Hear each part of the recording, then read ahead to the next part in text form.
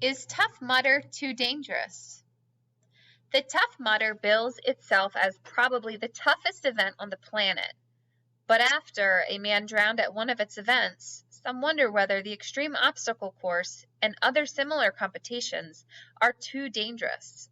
Risks are outlined in race waivers, and most events encourage competitors to talk about the competition with a doctor. However, emergency room staff who treated participants after an event in Pennsylvania said that it's unlikely that participants comprehend the actual risks involved.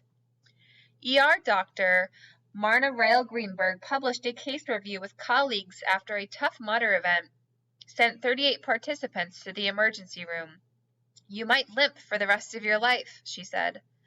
Extreme sports expert and blogger Kim Kircher agrees that understanding the risk is critical to running a responsible event.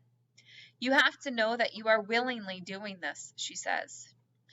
In the case review published by Greenberg and other ER doctors, the authors noted that many of the injuries were sprains, fractures, cuts, knee injuries, and heat exhaustion.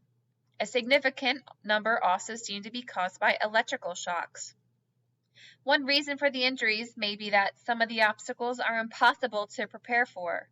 Greenberg said most athletes prepared for a marathon by training: running, biking, swimming, strength training. But many of the obstacles in Tough Mudder type races can't be trained for. "You can't train to go through these kinds of shocks," Greenberg said. "If you're a novice," she said, "it might make sense to read through the list of obstacles and avoid those that don't have any recommended training.